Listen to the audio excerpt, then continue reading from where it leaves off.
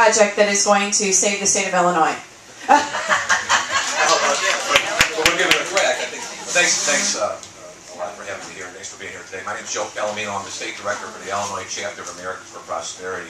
For those of you who don't know who Americans for Prosperity is, know that we're a national, free market, nonpartisan organization whose real mission is to help educate and empower folks like you to take back your government and to hold your elected officials accountable for how they're spending your tax dollars. We do that at the federal level, the state level, and at the local level.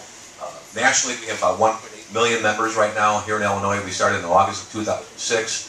We have a little over 53,000 people throughout the state. Right there. This spot to stay, apparently. And I won't sway that day. That's my habit as well.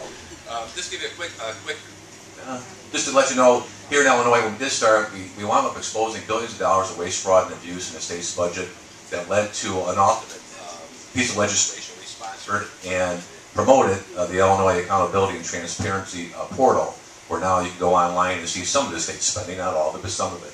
That took us 2 years, thanks to you, and thanks to our activists in promoting that bill and forcing lawmakers to understand the value of transparency about 4 years ago. We also filed a lawsuit against Governor Blagojevich and Senate President Emo Jones for violating the Freedom of Information Act when they were in office. And that lawsuit was used as testimony as an impeachment trial, but also used as an impetus behind the new FOIA laws that we have that hopefully, if you haven't learned about it yet, here in this training class, you'll learn how to do FOIAs. It's a great tool to be able to get information on your local forms of government. We also aggravated President Obama last year. For those of you who were watching the president's speeches for the last 35 days or so of the election campaign, he mentioned Americans for Prosperity during every speech. I think that was kudos for us. It certainly helped us raise a lot of money in Illinois, and it was a powerful tool for us and our activists to understand that together we are making a difference.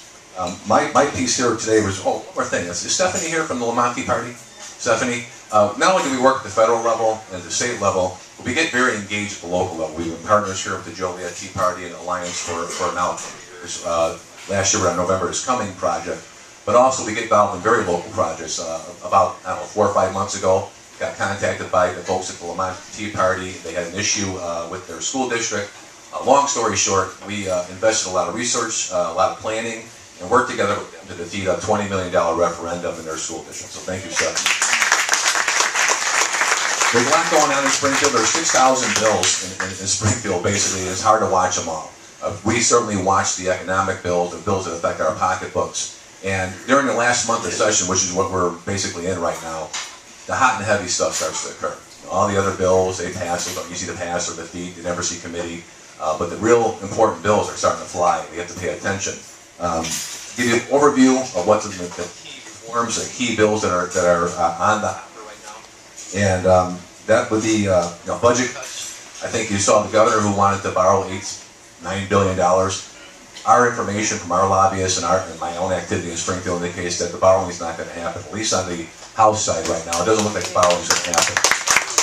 It does look like there is a commitment for budget cuts. It looks like there's a behind the closed doors agreement that somewhere between $2 billion and $2.5 billion worth of cuts will be forthcoming. Again, these are not things that are in bills right now. This is a conversation that we need to consistently communicate with your local lawmakers to demand some of the things that occur, because there's a will in Springfield to change things right now. That will might not be ideological as much as it is politically pragmatic. Remember, this last year, the Democrats as a whole voted for tax increases. Republicans didn't.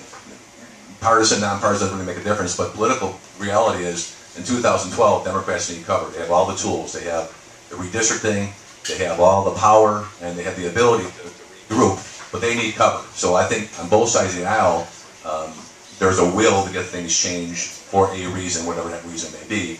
Education reform is another issue you're starting to hear a lot about in regards to procedural educational reforms, in regards to tenure and striking and some of those more procedural issues. So nothing economically is going to occur with education reform this year, unfortunately.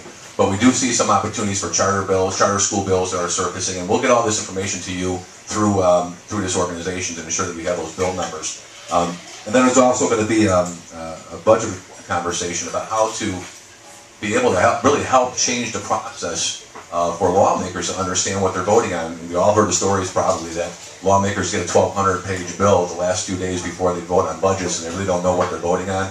We're trying to change that internally with a group called Truth in Accounting out of Chicago to present a bill to the General Assembly on how to change that reporting process so lawmakers actually have all the data in front of them at a minimum of 75 days ahead of time so they can actually vote on a budget as opposed to being told how to vote on a budget. Our biggest effort right now is pension reform. AFP has become very engaged in pension reform. We're working with the Joliet Tea Party to put together a grassroots plan on how to address targeted lawmakers who really need to hear from you all on pension reform. I'm going to encourage you to go to fixillinoispensionsnow.com. That's fixillinoispensionsnow.com. It's a website we put up there in conjunction with the Civic Committee and the Illinois Broke campaign that talks specifically about pension reforms. There's an audio-visual PowerPoint we put on our website that actually kind of walks you through why we need pension reform and where we're at with the state of Illinois as regards to our unfunded liabilities on pensions. And then we have recommendations by which we're making presentations to the General Assembly. There is movement on that bill. In fact, we were with the working committee yesterday in Springfield on the conference call.